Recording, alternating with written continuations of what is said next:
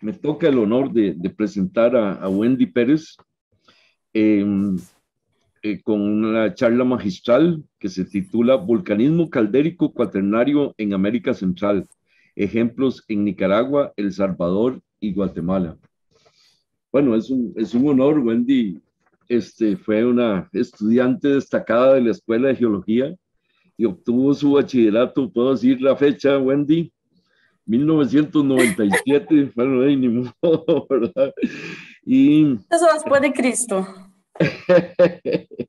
este, y después en el año 2000 obtuvo su licenciatura en geología con una tesis, un trabajo de graduación, creo que muy importante para la geología de Costa Rica, que se titula Volcanología y Petroquímica del evento inimbrítico del Pleistoceno Medio del Valle Central de Costa Rica. Realmente tiene un trabajo que fue muy importante, bueno, y sigue siendo.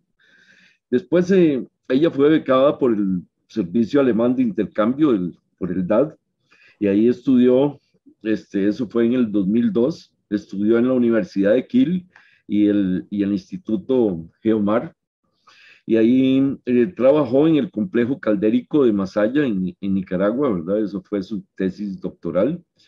Después hizo trabajos doctorales postdoctorales, perdón, en El Salvador y Guatemala. Valga decir que lo único que me molesta de esto es que hemos perdido a una vulcanóloga porque actualmente se dedica a estudios geotécnicos y geotermia en el norte de Alemania.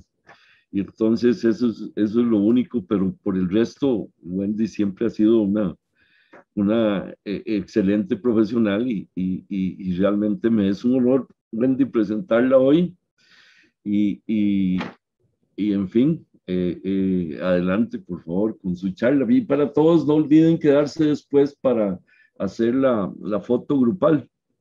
Y tampoco olviden ver los póster, ahí estamos mandando ¿cómo se llama?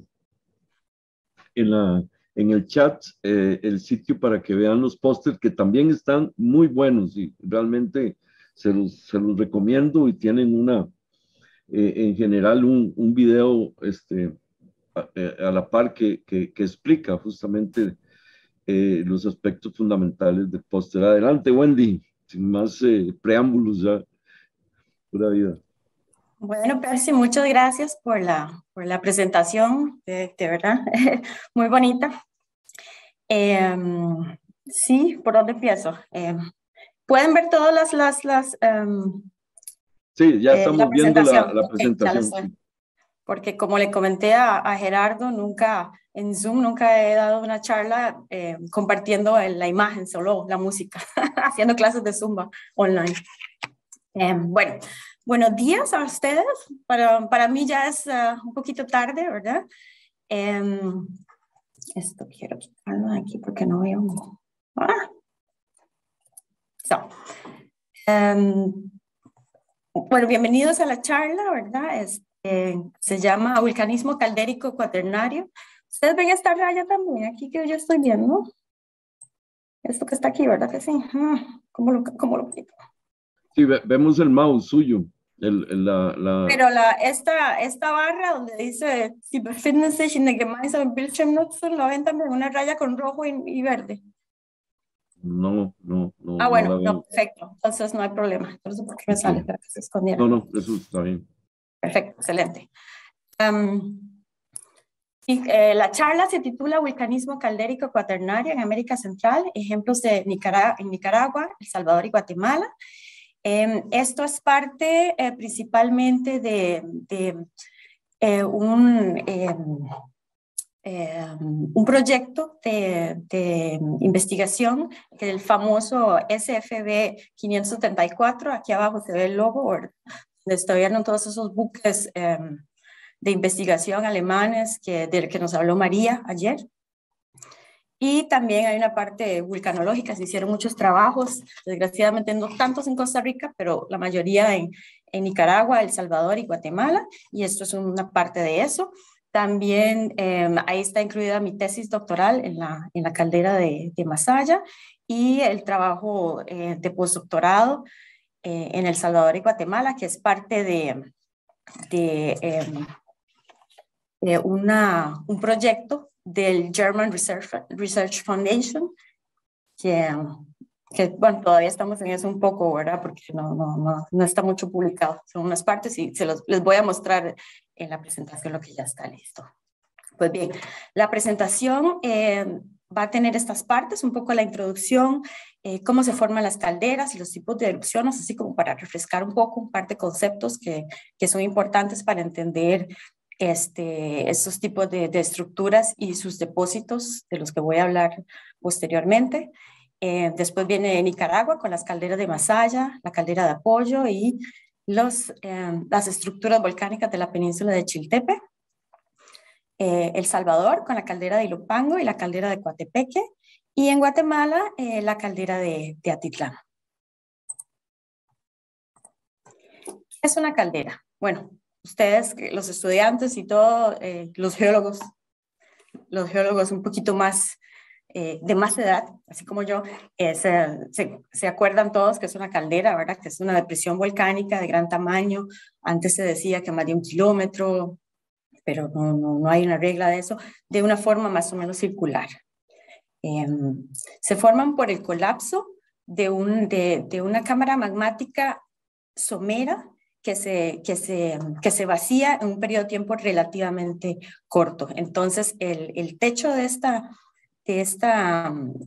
cámara magmática colapsa y se forma esa caldera. Hay calderas pequeñas, menos de 5 kilómetros de diámetro, o sea, más o menos de diámetro, que están asociadas con erupciones de magmas máficos, sobre todo basálticos y un poco más intermedios y andesíticos. Un ejemplo de esto son, por ejemplo, en los escudos basálticos, por ejemplo, en los Galápagos y en Hawái también hay calderas. Eso es porque sale una cantidad de magma muy grande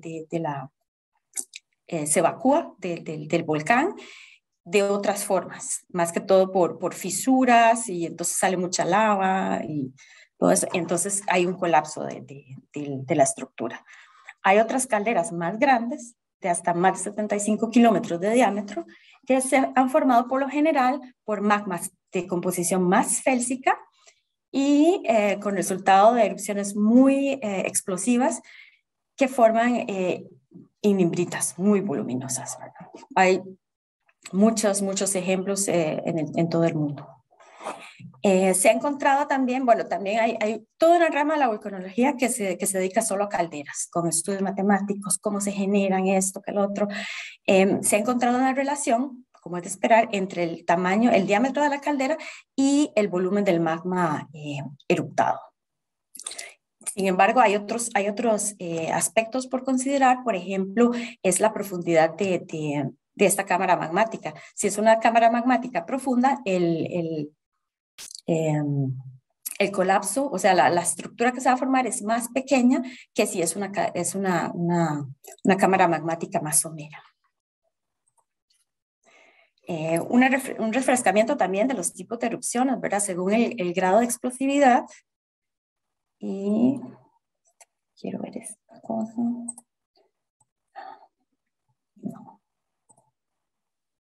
No me deja ver lo que tengo. Y el tamaño de la columna eruptiva. Entonces, poca explosividad y poca altura de la columna eruptiva. Tenemos las erupciones hawaianas, las fuentes de lava, las llamadas fuentes de lava, erupciones estrombolianas. Después vamos subiendo plumas más grandes, que son las erupciones subplinianas, y las más grandes de todas, que son las plinianas y ultraplinianas. Si nos vamos para arriba, aquí donde la explosividad todavía es mayor, y tenemos las erupciones del tipo freatomagmático. Tenemos las erupciones sortsellanas.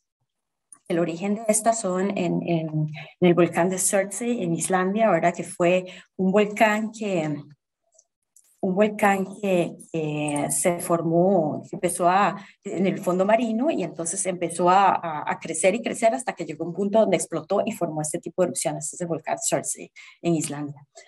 Y si son todavía más grandes que las orcellanas, tenemos las erupciones freatoplinianas. Este término, acuérdense bien porque lo vamos a estar viendo. Hay muchas erupciones freatoplinianas aquí en Centroamérica. Pues bien, sí, como les estaba hablando, ¿verdad? Del vulcanismo basáltico, son magmas de baja viscosidad que comúnmente forman flujos de lava. Conocemos las lavas Pajoejoe, las y todo eso. Cuando son explosivas, este tipo de vulcanismo, se forman estas erupciones hawaianas, las estrombolianas y estas sortzellanas cuando tienen contacto con agua. Aquí vemos un par de ejemplos, ¿verdad? Así, las coladas de lava, estas son las hawaianas, una erupción estromboliana, y estas son las erupciones sortzellanas, con sus típicas formas de cola de gallo, se le llama a esta forma, así como usan los piroclásticos, los piroclastos. Tienen una distribución areal limitada alrededor del volcán. Tenemos por otro lado las erupciones plinianas, que son muy dispersas, alcanzan distancias muy grandes de la fuente y el tamaño de grano es mucho más fino. Estas erupciones se caracterizan por unas tasas de descarga de material muy altas y las columnas eruptivas alcanzan niveles estratosféricos de hasta 40 kilómetros de altura. Los ejemplos más famosos de este tipo de erupciones son la erupción del Mont St. Helens, la que se ve ahí en el de 1980, después del blast lateral, y la erupción del Pinatubo en las Filipinas en el 91. ¿Cómo combinamos estas dos cosas? ¿Se pueden haber erupciones plinianas de composición basáltica? Pues sí las hay, son raras, pero las hay.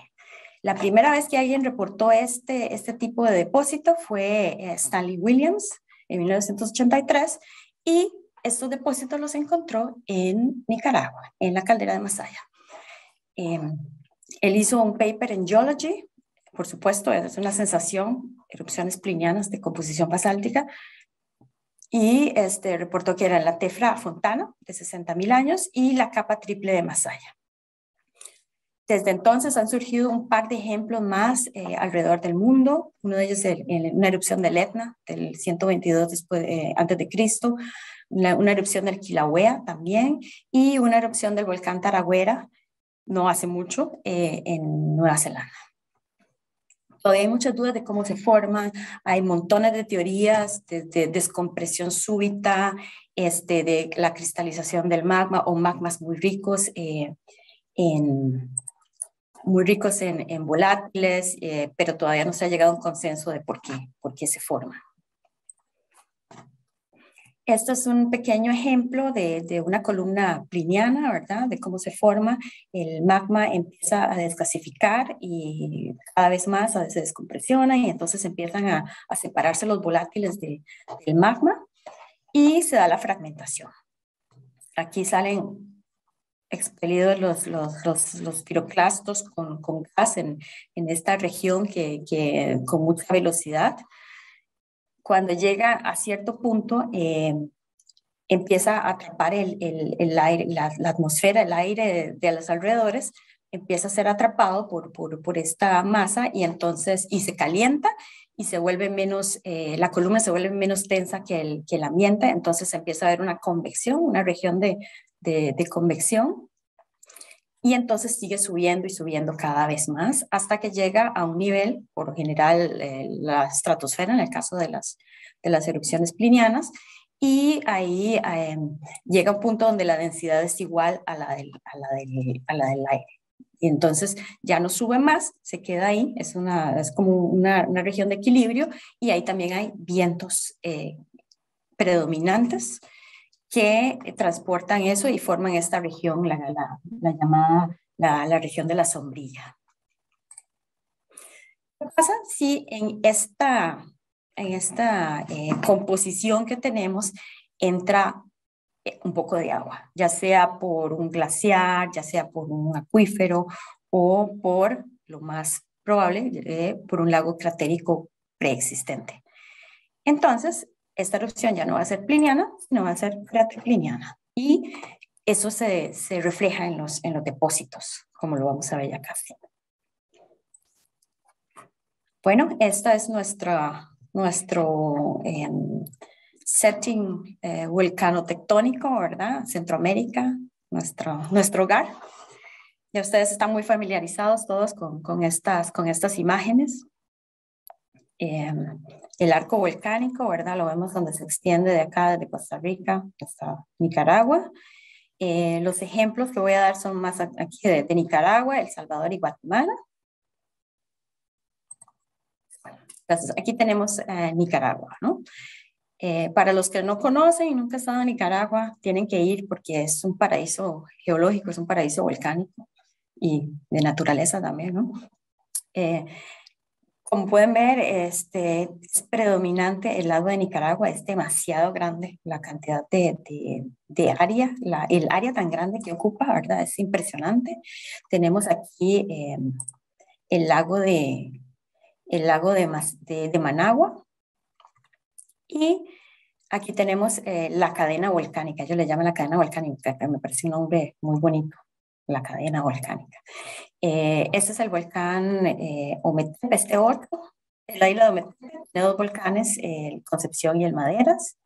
Cuando seguimos por aquí vemos los otros volcanes y aquí el último es el Cosiguina, también un volcán muy explosivo que ha tenido sus erupciones también de tipo lineal. Las tres calderas de las que yo voy a hablar, ¿verdad? Son aquí la caldera de Apoyo, la caldera de Masaya y las estructuras de la caldera de Apoyeque y el mar de Giloa. Ya se los voy a mostrar. Este es un acercamiento de ese lugar, de esta región entre los lagos, ¿verdad? En esta figura se puede ver muy bien, acá está el volcán Mombazo. Este volcán es muy particular porque este volcán tuvo colapso de los flancos. Aquí se ven las scars. Me busqué la palabra en español para poder decírselas y ya. Los escarpes de donde se ocurrieron avalanchas hacia los dos lados. Aquí se ve un poco la morfología de Humoki, y hasta ese lado, hacia el lago, formó las isletas de Granada, que es un lugar así muy, muy turístico. A la par del Mombazo está la caldera de Apoyo, que es esta calderita que está acá.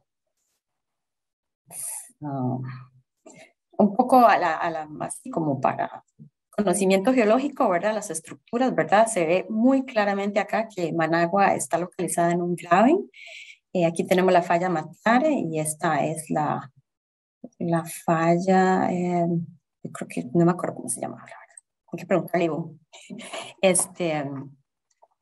Y Managua queda en lugar entre los volcanes, fallas por todo lado. No sé si ustedes han tenido la oportunidad de ver un mapa de fallas de la ciudad de Managua. Eso parece un papel milimétrico, es increíble.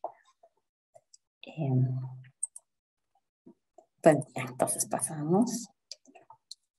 Bueno, la estratigrafía de esta área entre los lagos, ¿verdad? Entre la caldera de Apoyo y la península de Chiltepe fue estudiada por Steve Baez en 1980 y él encontró esta estratigrafía, ¿verdad? Los depósitos más viejos es el grupo Las Sierras, que es más o menos comparable con el aguacate. Todo lo que uno encuentra lo tira ahí en las sierras, ¿verdad? Porque es un poco así más viejo, todo sí, las sierras, sí, eso es una erupción, las sierras. Después viene la capa de la pili de Masaya, que es la que ahora se conoce como Fontana. Depósitos de Apoyeque. Muy importante es ver esto que él puso aquí, erupción de la Apoyeque, la de Apoyo, otra vez Apoyeque, y las erupciones del Masaya en medio de esta Pobres. Nosotros, el grupo alemán, y yo, me incluida, estudiamos también la estratigrafía y encontramos un par de cosas diferentes con la estratigrafía de Baez. Por ejemplo, aquí se los voy a mostrar. un poco más, un par de edades más de radiocarbono y un par de métodos diferentes, ¿verdad? Estas son las diferencias. El grupo Las Sierras, pues, ¿verdad? Unas unidades nuevas, por ejemplo, esta Unicid, creo que aquí hay también la Tefra Los Cedros, que es esta que está acá, Fontana, y la principal, una de las diferencias principales es que la POMES de apoyo está arriba de las de Apoyeque. Él la encontró, él pensaba que estaba en medio, pero en realidad se encontró que apoyo está encima de esa de las unidades de Apoyeque. Al revés. Puse la raya mal. Pues bien, sí. Y sobre todo aquí la Tefra Giloa, él la puso debajo de la masaya, de la toba masaya. En realidad esa es la Tefra Tziltepe. Y Giloa está unos 6.000 años antes de la erupción de San Antonio, pero eso lo vamos a ver ahorita con mayor detalle. Ahora aquí están las fuentes de las erupciones. Estas tefras están relacionadas con las sierras, la caldera, una caldera que se le llama Las Nubes, que es un poco más vieja, que obviamente no la vamos a hablar de ellas. Aquí está, estas son las unidades de apoyo, esta es Apoyeque, y esto es el mar de Giloa, y aquí está Masaya. Esta es una forma, esto es uno de los afloramientos que se encuentran en Nicaragua, como ven así, muchos colores, se ven los cambios entre las calderas más félsicas y las calderas máficas, así las basálticas, bueno, y los depósitos de la caldera de Masaya, que son los más máficos. Aquí algunas las voy a mencionar, pero sobre todo voy a hablar de lo de Masaya. La caldera de apoyo, esta es la foto, así se ve. Este es el volcán Mombacho en el fondo. Este se llama, es un mirador, se llama el mirador de Catalina. De ahí hay una vista muy bonita de la caldera. La caldera tiene un diámetro de unos 6 kilómetros y medio, y se formó por dos erupciones plinianas dacíticas que hace unos 24.000 años. La apoyo inferior y apoyo superior. Las dos tienen muy poco tiempo entre las dos, no ocurrió mucho tiempo entre las dos erupciones, y son más que todo de origen magmático. Una de las particularidades es que la tefra de apoyo inferior contiene olivino, entonces puede imaginar unas pomes blancas, cuando son dacíticas, y se encuentra olivino. Entonces así se puede diferenciar de las otras tefras.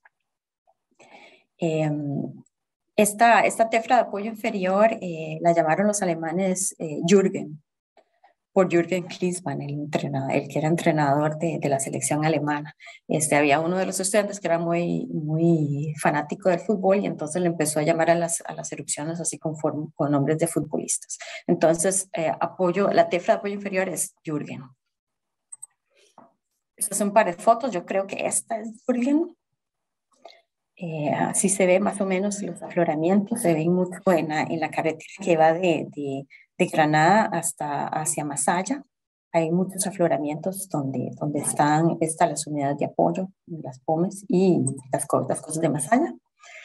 La siguiente caldera es mi caldera, como dijo mi hija, el complejo caldérico de Masaya. Aquí se ve el borde de la caldera, ¿verdad? En esta foto. Y adentro está el edificio postcaldérico, que es lo que conocemos hoy como el volcán Masaya, hasta donde uno se puede ir con el carro y ver el cráter de Santiago y todo eso. Así se ve la forma. Ahora tiene una forma alargada. Acá son 11 kilómetros por 6 de ancho. Aquí tiene unas paredes de muchas pendientes, muy altas. Y de este lado, más o menos donde está el pueblo de Nindí, son muy bajas. Las coladas de lava postcaldéricas han incluso podido salir de la caldera por esta parte. El edificio post-caldera tiene 4 cráteres, San Pedro, Nindirí, Santiago y Masaya. Nosotros, bueno, estudiamos estratigrafía del Masaya con un estudio de froestratigrafía detallada de 239 afloramientos alrededor de la caldera. Aquí están, aquí los enseño. También análisis de laboratorio, análisis químicos con diferentes metodologías, estudios petrográficos, la densidad de los clastos juveniles y algunas dataciones. Tuvimos la oportunidad de hacer cuando se encontró material vegetal y troncos y cosas. Las correlaciones estratigráficas se basaron en la estratigrafía de detalle, cómo se ven las capas de ceniza y la pili, y las capas de tobas también, la descripción, el tamaño de grano, el contenido y el tipo de fragmentos juveniles. Por ejemplo, este tipo de piroclastos que son muy fluidos y tienen formas así fluidas como las bombas que conoce uno de los conos piroclásticos, pero en ceniza y en tamaño de la pili y de ceniza. Tienen así formas alargadas. Estas son en sección delgada, como se ven, ¿verdad? Son de vidrio, por lo general, de sideromelana, y son muy típicas porque algunas de estas capas en las tefras del Masaya están compuestas solo por este tipo de juveniles. Otras tienen otro tipo de juveniles más densos y menos sin formas fluidales. Esto es, por ejemplo, lo que les comentaba ahorita, ¿verdad? Estos son los tipos de juveniles. Tenemos clastos un poco más densos y con menos vesicularidad, que son compuestos de vidrio taquilítico.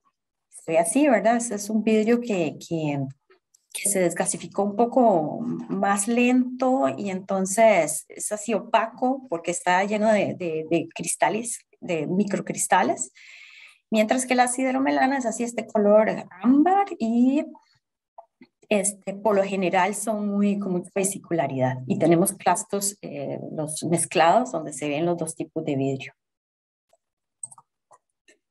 Entonces, estas erupciones de los últimos 6 años, tenemos la tefra San Antonio, ahora de unos 6.000 años, la capa triple de Masaya, de unos 2.000 años, y la toba Masaya con una capa de la pili que está encima, que se llama la capa de Ticuantepe, que es de unos 1.800 años. Esta es las correlaciones estratigráficas de la tefra de San Antonio. ¿Verdad? Hay una publicación de eso, porque esta fue la erupción que originó la caldera de Masaya. Y después de esa, las otras simplemente la agrandaron y modificaron su morfología. Como se ve, son 13 unidades. La correlación nos dio 13 unidades. La parte inferior está dominada por la pili y cenizas de caída. Esto que está acá, aquí se ven las capitas de la pili de caída. La parte superior es más de oleadas piroclásticas con dunas y así de todas, ceniza y todo eso. Y la última erupción es también es de caída. La capa principal de esta tefra es la unidad A6. Que es prácticamente muy juvenil. Encima de esa capa está la A7, que tiene todas estas cositas amarillas, son fragmentos líticos hidrotermalizados. Parece que hubo un cambio en la erupción o se agrandó el vent, así se me olvidó la palabra en español, el vent, o sea, el origen, un pedazo del volcán se derrumbó y entonces el sistema hidrotermal ahí explotó una parte. Entonces hay un cambio y eso se nota en los depósitos. Esta erupción sola, la capa A6, tiene un volumen de 0.5 kilómetros cúbicos, que es más o menos 0.15 kilómetros cúbicos de roca densa, del equivalente de roca densa. Después tenemos la capa, esa es la capa triple de Masaya, que es parecida a San Antonio, pero si uno hace la estratigrafía de detalle, encuentra las diferencias y además ve lo que hay encima, lo que hay debajo, y hay un par de afloramientos donde están ambas, San Antonio y la capa triple de Masaya. Entonces se ve que son dos cosas diferentes. Esta San Antonio nunca había sido descrita por nadie, se pensaba que era la capa triple de Masaya. Cuando yo empecé a hacer la estratigrafía del Masaya, me encontré con dos secuencias, dos sucesiones. Una parte en el noroeste, hacia Masaya, que es esta, y una parte hacia el sur, donde los depósitos eran un poquito diferentes. Se parecían cuando uno la ve, dice, pues sí es parecida, pero cuando ya uno empieza capa por capa a correlacionar, no me cuadraba bien. Hasta me tomó tres trabajos de campo, porque nosotros tenemos que volar desde Alemania, ¿verdad? En el tercer trabajo de campo, ya con los datos me di cuenta que sí, que eran variaciones de fascias, porque algunas de estas tobas son, aquí se ve como una toba con la pila acrecional fina, en las fascias hacia el sur, lo que yo le llamaba las fascias San Marcos, ahí sí se ve que son mucho más de mayor espesor y se ve que son oleadas, depósitos de oleada piroclástica. Y entonces aquí se ven que son un poco más, las fases un poco más distales y ya así se pudo correlacionar un poquito más, mejor. Esta es la correlación de las capas de las unidades de la capa triple de Masaya. Son más o menos 10 subunidades, que depósitos de caída intercaladas con tobas de origen fitomagmático. Está toda la secuencia. Un par de fotos más. Una de las particularidades de estas tobas, algunas tienen grietas de desecación por encima. En la toba Masaya también están. En la Masaya Trough también hay de esas. Y hay improntas de hojas, también las hay aquí en algunas de estas capitas de toba. Y una de las cosas más importantes es el sitio de las huellas de Acahualinca. Estos son los depósitos de la capa triple de Masaya. Aquí se encontraron, es en pleno Managua, cerca del botadero. Está este sitio, si tienen la oportunidad de ir, vayan porque es súper interesante. Ahí se ven huellas de las personas que vivían hace 2000 años.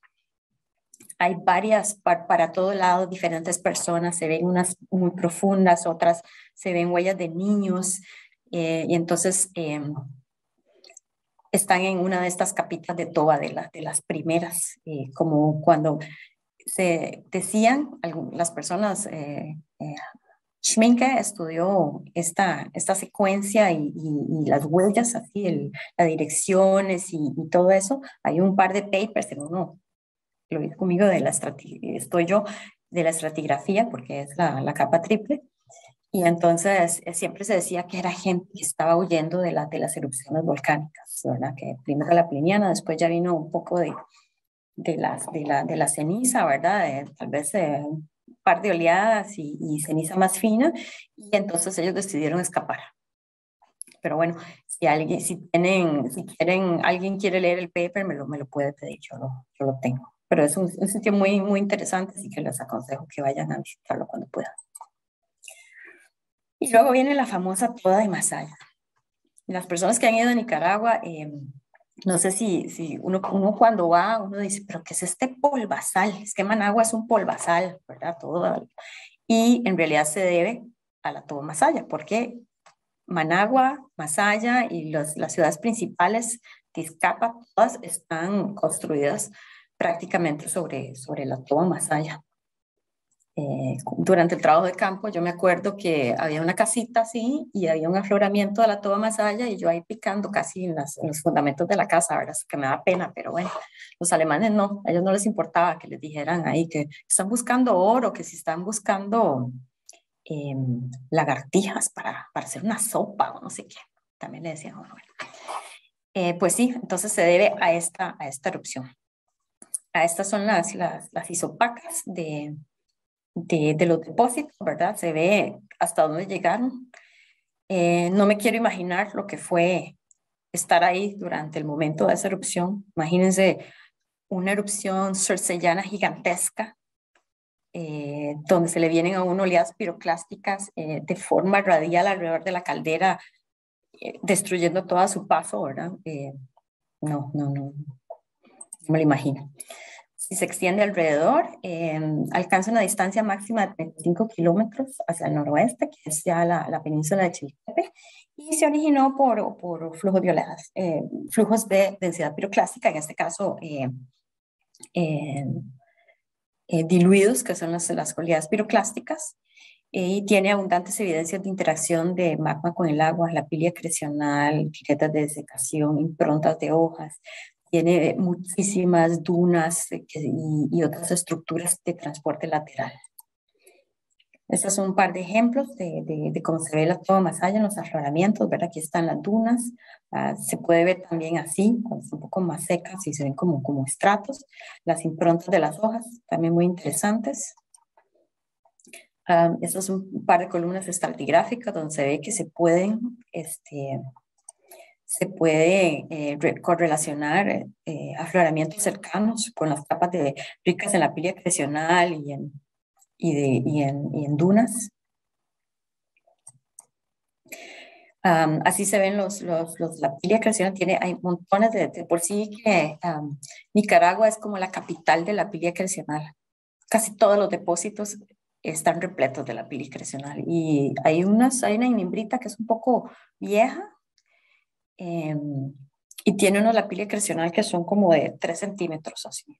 Es increíbles, ¿verdad? Estos no son estos los míos de la toba más allá no eran tan grandes, pero sí se ven en sección delgada. Hay de muchos tipos de morfologías también, con estas capas, con núcleo, con vesículas, etcétera. Encima de la toba masaya hay una capa que es de caída. Aquí se ve muy bien cómo se comporta siguiendo la topografía que es típico de las capas de caída. Esa se llama la capa de la película Guantepe. Aquí se ve las isopacas. Resumiendo, en las erupciones de los últimos 10.000 años del complejo caldérico Masaya, hay 9 capas de la pili basáltico que tienen una distribución pliniana.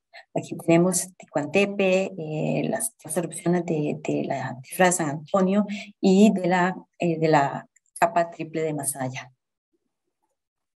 Todas estas tefras, para mi tesis yo las reconstruí, todas las erupciones. Entonces, el volumen de magma que fue expelido, cómo inició la erupción, qué altura tenía eso se puede con los tamaños máximos de los líticos y de los juveniles, se puede estimar qué altura alcanzó la columna eruptiva a partir de los depósitos. El siguiente lugar es la península del Chiltepec, que fue la que les enseñé ya. ¿Verdad? Ese es el volcán Apoyeque y ese es el Mar de Gilua. Es muy extraño ver dos centros eruptivos tan cerca, ¿no?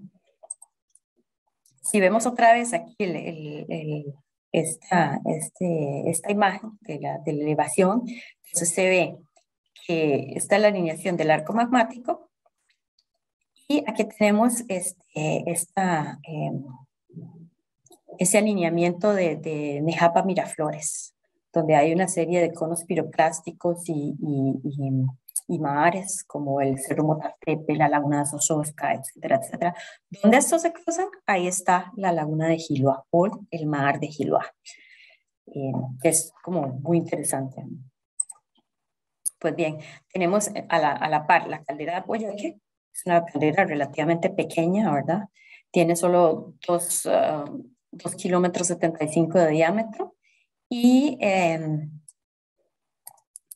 la fuente de 3 unidades de tefra importantes, ¿verdad? Hay un par más ahí, pero no las voy a mencionar, que son la tefra, bueno, empecemos por abajo, estratigráficamente, la tefra de Apoyeque inferior, la tefra de Apoyeque superior y la Chiltepec. que fue la más reciente, hace 1,9, 1900 años, más o menos. Y se sabe porque está entre las capas, entre la capa triple de Masaya y la toba de Masaya. Entonces, por eso se estimó la edad más o menos en 1900 años. Así se ve este depósito de Chiltepe en sus fases proximales. Aquí se ve ya el cráter. Y aunque es una erupción pliniana, cerca de la fuente, se ve muy diferente, ¿verdad? No se ve la pómez bien seleccionada que uno se encuentra en los afloramientos medios y un poco más distales, sino que aquí hay líticos, las brechas coinimbriticas, hay mucha evidencia de flujo, ya sea de por oleada o por flujos densos, piroclásticos densos. Sí, entonces es un poco caótico, pero eso es típico de las fases proximales en sucesiones volcánicas. Tenemos, bueno, el mar de Giluá. Lo ven que las paredes son muy bajas. Aquí, de este lado es porque está el volcán Apoyeque, ¿verdad? El flanco de Apoyeque, por eso se ve un poco más alto, pero es súper baja acá. El mar de Giluá fue el lugar de donde se produjo la pifra de Giluá hace unos 6.100 años, con un volumen de magma de 1,9 kilómetros cúbicos. Los depósitos son muy freatomagmáticos, ¿verdad? Tiene oleada, tiene caída, son un poco más félsicos, son dacíticos en comparación con Masaya, pero se nota que ahí la interacción, tal vez por la cercanía al lago y todo, pudo penetrar más el agua y entonces es esa asignatura freatomagmática está muy presente en los depósitos. Cambiamos de país, ¿verdad? Y nos vamos para El Salvador. En El Salvador hay dos calderas principales del Cuaternario. Una es la caldera de Ilopango y la caldera de Coatepeque. Yo estudié la caldera de Coatepeque, por dicho, porque Ilopango queda muy cerca de San Salvador, entonces es un lugar como más seguro. La caldera de Ilopango es una caldera muy grande, ¿verdad? Aquí la vemos en esta imagen y tiene una forma muy irregular, probablemente por influencia tectónica, y está muy cerca de la ciudad de San Salvador, que si volviera a hacer erupción, no me lo quiero ni imaginar, ¿verdad? Tiene una dimensión de 8 por 11 kilómetros y por lo menos 4 grandes erupciones plinianas o relacionadas con distribución pliniana. La erupción más reciente y la más importante es la erupción de Tierra Blanca Joven, TBJ, que tiene solamente hace 539 años y un volumen de magma, o sea, el equivalente de roca densa de 43 kilómetros cúbicos. Aquí se ve la distribución, tomando en cuenta las cenizas distales que llegaron hacia el mar, ¿verdad? Que tomadas con las muestras de estos buques de investigación. Esta es como, así se ven los depósitos de Tierra Blanca Joven. Esto que ven aquí, esas ondulitas, esas eran, como quien dice, las eras de los cultivos de los mayas. Ellos hacían, para cultivar esas cosas, hacían estos cerritos, creo que eras se llaman, me acuerdo. Muy bien. Entonces, eso fue tapado por la erupción y entonces preservada. Parece que acabó con gran parte de la población en ese tiempo, ¿verdad? Sí, y por lo general, estos son los depósitos de grano muy fino, parecen de nimbritas, pero tienen muchas evidencias de interacción con el agua. Tienen igual mucha papilla acrecional, el grano es muy fino, la selección es muy pobre también, típico para depósitos más freatomagmáticos. Y tenemos la caldera de Coatepec, que fue la que yo estudié un poquito más. Así se ve la caldera en una imagen de satélite. Este es el volcán Izalco, ¿verdad? Se ve muy bien. Este es el volcán Santa Ana, que queda prácticamente colindando con la caldera de Coatepec, que ha sido un problema cuando Santa Ana es muy activo, cuando hay erupciones, que los depósitos caigan acá, se vayan por este flanco y entonces llegan hasta la caldera, ocasionando tsunamis y qué sé yo, otros tipos de peligros volcánicos. ¿Ya? Exacto. La caldera de Coatepec tiene 11 kilómetros de largo y 7 de ancho, un área de más o menos 60 kilómetros cuadrados. El lago tiene 120 metros de profundidad, hay altimetrías de este, y se calcula que el volumen que subsidió esa caldera fue de más de 24 kilómetros cúbicos. Esta es la estratigrafía de esta caldera. Tenemos los depósitos más antiguos, es la Tierra Bellavista y la Tierra de Arce. La Tierra de Bellavista de unos 77.000 años, Arce es sobre todo erupciones magmáticas de tipo pliniano y un par de inimbritas de 72.000 años. Y después vienen las un poco más recientes, la Tierra Congo y la Tierra Conacaste, que fue las que yo estudié. Una particularidad,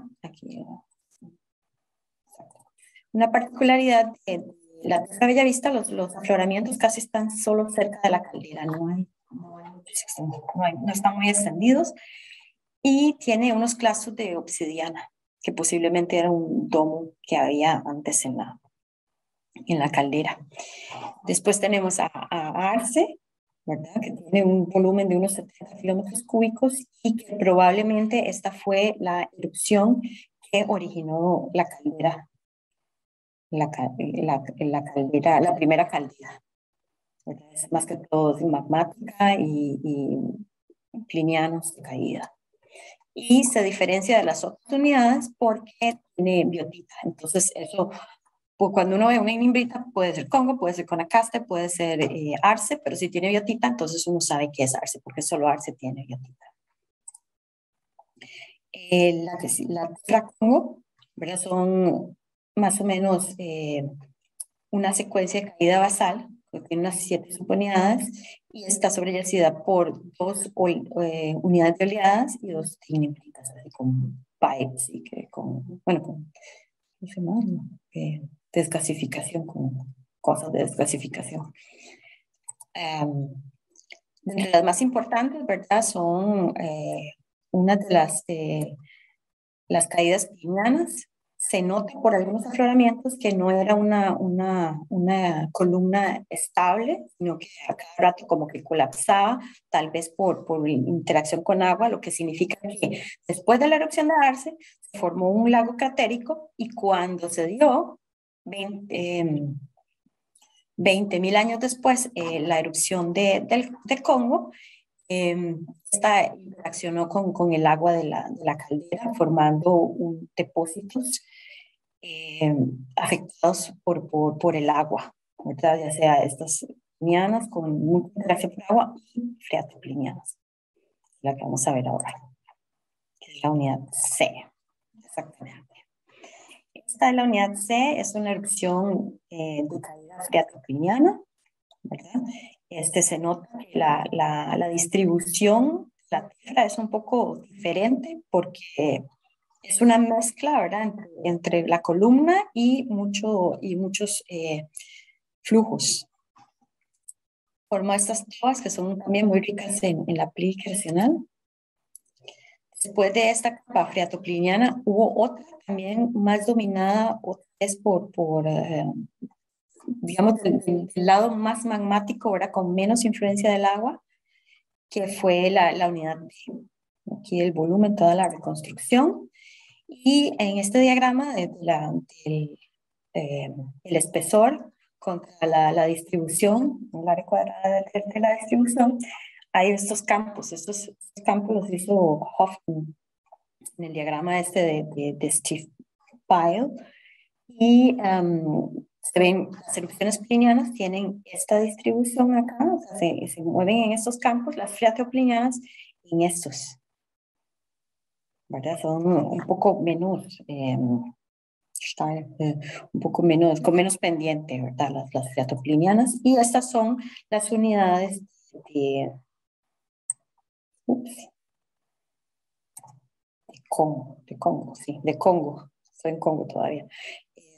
Estas son las más plinianas y esta es la freatopliniana, la C con la pila crecional y las pequeñas que son no son muy importantes, que digamos. En resumen, ¿verdad? La erupción de Congo empezó con un pulso freatomagmático inicial, después vinieron una caída pliniana, una capa freatopliniana, otra pliniana y después se volvió completamente freatomagmático con solo oleadas piroclásticas e inembritas. Así se ven un poco las inembritas y las oleadas en Congo. Bueno, tenemos la Tefla-Conacaste, que es muy parecida a Congo, solo que la estratigrafía es mucho más simple. Igual, la sucesión es prácticamente igual. Aquí otra vez una capita que es predominantemente pliniana, una freatopliniana, otra pliniana, y encima otra vez tenemos las oleadas y flujos piroclásticos y las inembritas. Esta es una muestra de la capa pliniana basal, ¿verdad? Se ve la selección y la distribución, es típico de una erupción pliniana. Y un volumen también.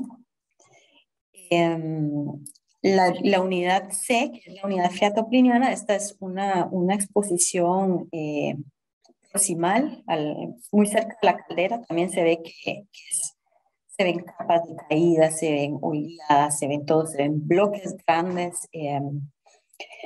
Esta erupción se depositó más en ciertas partes de la caldera, indicando que hay un factor de flujo muy grande, que no solo fue por el transporte por la columna, sino que también a este lado había muchos flujos y oleadas, ¿verdad? En todos estos mezclados con la caída. Y tiene un volumen mayor que las otras, de 1.2 kilómetros cúbicos. Si se ve la erupción, la capa, hay algunos afloramientos como este, por ejemplo. Esta capa es solo la pila acrecional. La pila acrecional muy pequeñitos, parece como no sé, como esas cosas de palomitas de maíz que están así pegadas, se ve igual, porque no hay matriz en medio, no hay ceniza, no hay nada, la capa es de solo la pila acrecional. Esta es la unidad pliniana que sigue, ¿verdad? La erupción, esta es una secuencia también proximal cerca de la caldera. Aquí está Stefan Kudolf, el coautor. Y se ven que muchas de las pomes tienen bandas, tienen mezcla de magmas.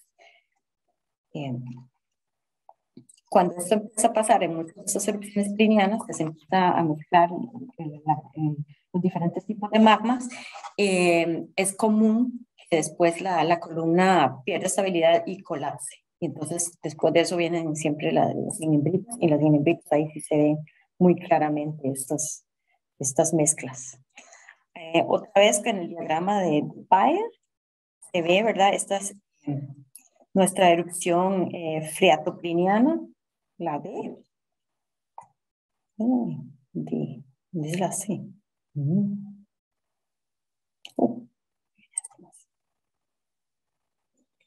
Se ve que se mueven entre plinianas y freatoplinianas. un resumen de aquí está, con razón era el depósito. De la estratigrafía de Guanacaste, ¿verdad? Así empieza la erupción con una erupcióncita diatomagmática, después una erupción más grande, pliniana, entró el contacto con el agua y se formó la erupción freatopliniana con colapso parcial, formando oleadas y todo eso. Después volvió a una caída pliniana y después ya colapsó completamente, que solo se formaron depósitos de flujo piroclástico, de densidad piroclástica. Nuestra última parada en la estratigrafía acá, en la geografía centroamericana, es en Guatemala. Se ve la técnica impresionante de Guatemala, ¿verdad? Aquí es la caldera de Titlán, que es la que vamos a conversar un poquito. Esta es la imagen, ¿verdad? Acá. José William. Se oye el micrófono. La caldera tiene una forma muy particular, ¿verdad? Porque eso, en realidad, ya lo voy a explicar, es una caldera un poco compleja, ¿verdad? No se formó por una o dos erupciones, sino por muchas erupciones. Y se ven aquí la forma por los conos, los volcanes post-colapso. Este es el volcán San Pedro, y aquí está el Tolimán y se me olvidó el nombre. Me lo apunté por acá. Tolimán. Sí, el Tolimán y el Atitlán. Y el Atitlán, sí, cierto. Aquí está la ciudad de Pachel, que es un lugar increíble, es un lugar, el paraíso en la tierra, es un lugar hermosísimo. También, si pueden ir, dense una vueltica por allá. Aquí se ve, ¿verdad? Esto es una vista desde Panajachel, ¿verdad? Viendo el volcán San Pedro, que es el mismo que tengo allá arriba, ¿verdad? El cuadro me lo traje de allá porque es hermosísimo todo. La estratigrafía del área la trabajó Chris Newhall. Chris Newhall fue el que manejó toda la crisis del Pinatú en el 91. Pero antes, su tesis de doctorado la hizo en la caldera de Atitlán, y él reconoció que hay varias calderas, ¿verdad? Que la laguna de Atitlán son varias etapas, ¿verdad? De diferentes edades y muchos depósitos relacionados. La que nos interesa es esta que está acá, la caldera de Atitlán 3, porque la caldera de Atitlán 3 fue la fuente de la erupción más grande que ha ocurrido en Centroamérica desde, bueno, digamos que en el Cuaternario, ¿verdad? Pero una de las erupciones más importantes del mundo también es la erupción de la Inimbrita de los Chocollos. Se considera ahorita por el volumen y por la distribución que es que es un supervolcán, y fue una supererupción. Esta es más o menos la estratigrafía de un poco es fácil, ¿verdad? Así como generalizada, sí, exacto, generalizada, ¿verdad? Está la capa H, que es una capa de pomes de caída, y después ya sigue la inimbrita, ¿verdad? Es una inimbrita de unos espesores impresionantes, son metros de metros, y es completamente no soldada.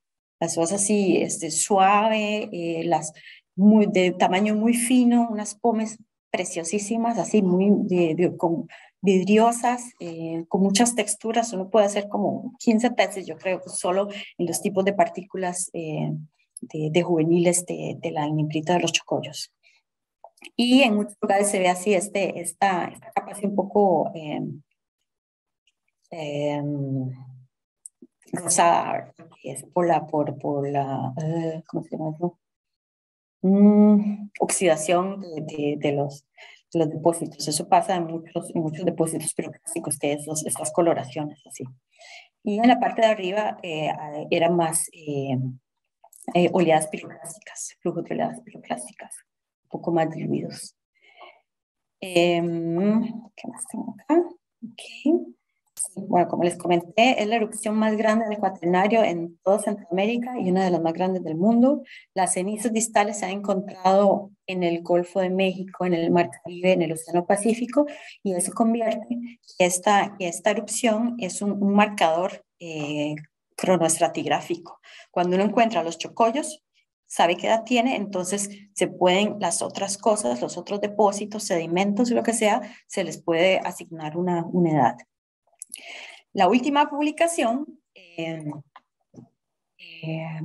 creo que fue este año, de un muchacho mexicano con mis datos, y él hizo unas dataciones de zircones con isótopos de uranio, torio, y llegó a una edad de 75.000 años para la ignimbrita de los chocollos.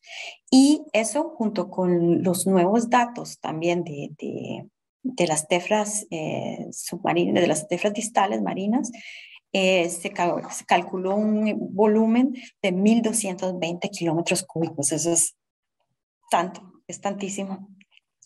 Fue un evento impresionante. Ahora, aquí está otra vista de la caldera de Titlán. Así se ve la capa de caída que está al pie, esa la capa Ax, ¿verdad? Aquí se ve como sigue la topografía, típico de las capas de caída. Por supuesto que en los bajos topográficos un poco más de mayor espesor que en las partes altas, ¿verdad? Y en muchos lugares fue erosionada por la ignimbrita. Entonces se encuentran solo así como lentes de la capa de pumas. Estas son también las fotos de los tajos, donde se ve la ignimbrita de los chocollos, ¿verdad? La escala ni se ve, ni se nota. Y yo menos, que es 1,57 m. Y esta es, así se ve el depósito, se ven unas pomas muy delicadas, muy blancas, así con ciertos tipos de fábrica. Es muy, muy, muy hermosa y completamente, a pesar de estos espesores tan grandes, un poco de soldamiento. Eso empezó el estudio, porque estábamos pensando que esa ignimbrita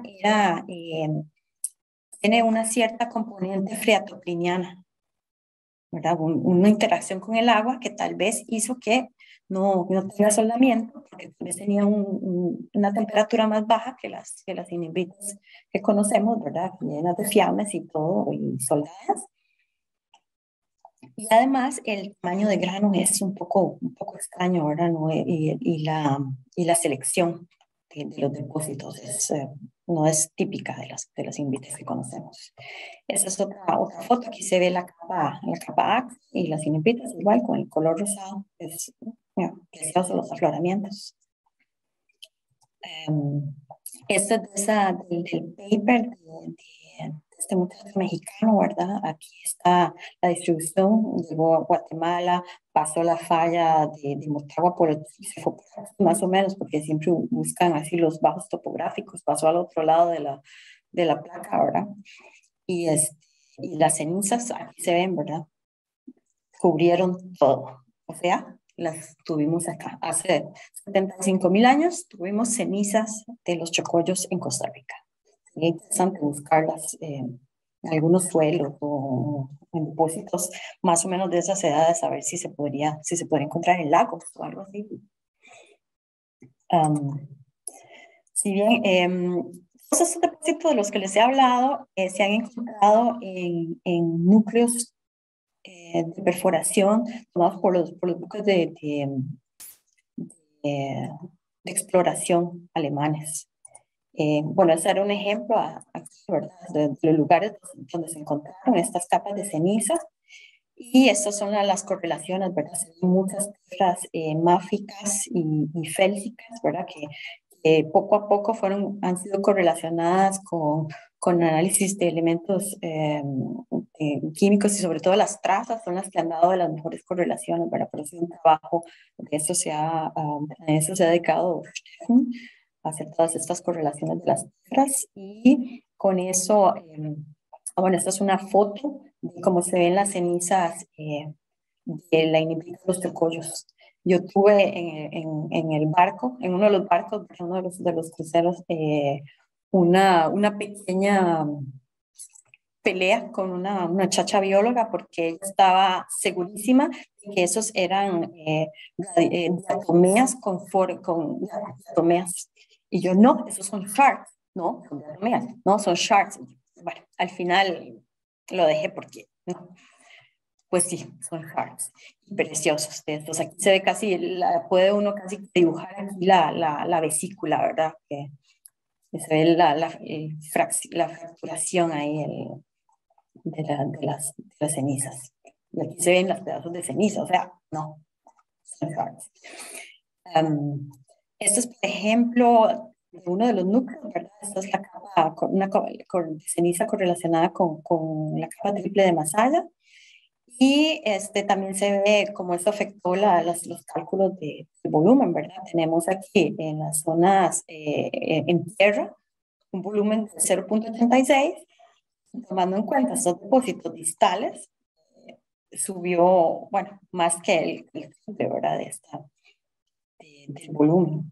Y eso se hizo casi todas, ¿verdad? En los papers de Stefan y del grupo, que son varios, se pueden ver, han sido todas reconstruidas. Esta, por ejemplo, es Congo y Conacast.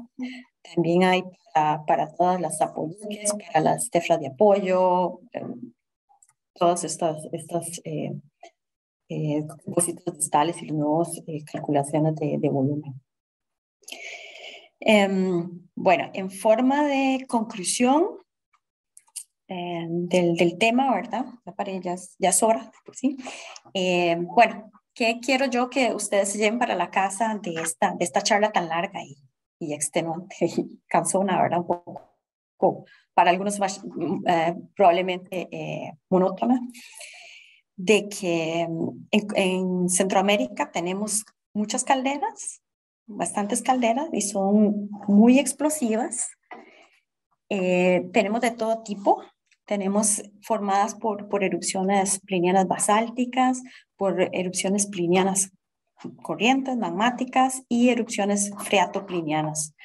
¿Qué significa eso? Que ahorita mismo en esos lugares donde tenemos lagos, calderas con lagos, si se diera una nueva erupción, probablemente va a ser freatopliniana, dependiendo del magma que va a salir y todo el tipo, ¿verdad? Entonces, eso hay que tenerlo en consideración para tomar el riesgo y todo. El problema de las erupciones basálticas, ¿verdad? Las del Masaya, las altamente explosivas con las del Masaya, es que este tipo de erupciones, según los ejemplos del Tarawera y de Hawái, no dan mucho tiempo no dan avisos, ¿verdad? Así como se conocen de las grandes erupciones magmáticas, por ejemplo, las plinianas, se ha visto que empiezan, la sismicidad empieza desde muy antes a avisar, ok, esto va a ser una erupción grande, ¿verdad? Sin embargo, las basálticas así fuertes, plinianas, no, pasan relativamente rápido, ¿verdad? Eso es lo que se ha observado con los pocos ejemplos que hay. Por supuesto que nos hace falta mucho más datos, ¿verdad? A ver cómo va a pasar. Entonces, bueno, en nuestro Centroamérica tenemos todo tipo de calderas de formas un poco más circulares, alargadas, de diferentes composiciones, diferentes tipos de erupciones. Y sí, son lugares muy hermosos y depósitos sirven para hacer turismo geológico. Para mí, Guatemala es la caldera de Titlán es como una especie de meca donde todo geólogo debería ir a cantar el mantra, diría Percy, ¿verdad? El mantra geológico. Y sí, espero que les haya servido un poco para conocer un poco más los lugares donde vivimos. Em, Estos son algunos de los papers que han salido de estas investigaciones, ¿verdad? Si alguien tiene interés en obtener uno de ellos, me puede escribir y yo se los proporciono, ¿verdad? Yo tengo los PDFs. Y muchas gracias por su atención. Bueno, muchísimas gracias. Realmente ha sido un viaje casi pliniano ahí, ¿verdad? Por América Central. Es algo, o sea, explosivo. Yo creo que la gente quedó bastante intimidada, pero sin embargo, tenemos varias preguntas. Por ejemplo, la primera es la explicación que se le da a la presencia de olivinos dentro de la Pómez de Nicaragua. Uh-huh. Tenemos un par bueno, esa no la trabajé yo, así que no estoy, ¿no? Pero en realidad muchas de esas tefras se ven procesos de mezcla de magmas muy claros, ¿verdad? Entonces hay una componente ahí más máfica que después se mezcló. Creo que hay una publicación, tal vez la persona que preguntó me puede escribir y entonces la puedo remitir a esa, a esa publicación. Yo no me envolví tanto con eso, ahora en Jürgen, pero sí hay ese estudio porque también hicimos la química, pero yo mejor ahí no me metí mucho porque lo mío era la tefroestratigrafía. Bien, otra pregunta dice, ¿pudieron estudiar los conos piroclásticos alineados sobre una falla cerca de Masaya? Dice, son muy parecidos a los cañas.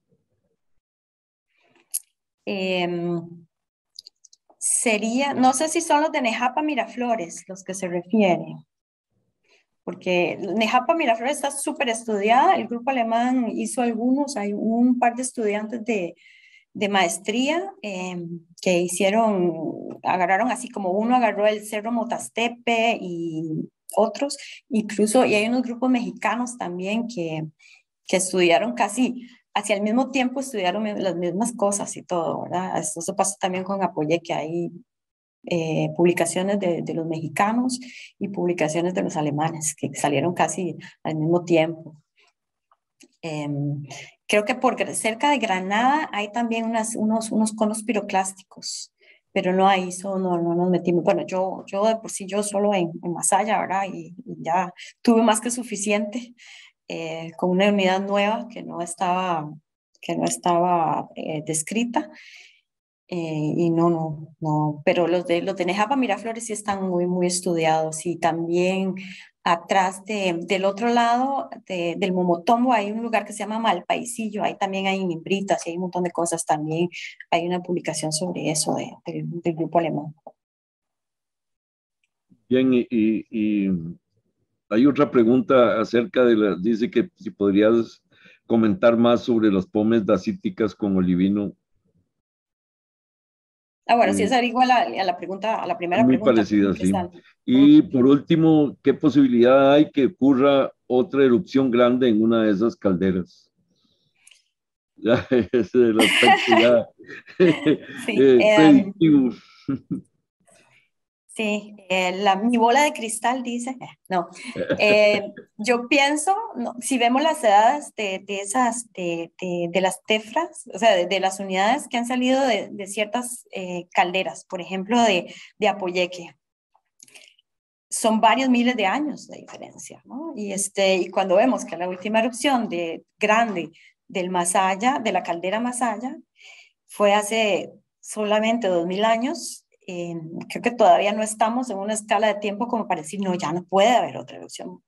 Yo estoy segura de que habría probabilidades de que ocurriera una erupción parecida. Bueno, muy bien, Wendy. Yo creo que ha sido un viaje lindísimo y muchísimas gracias.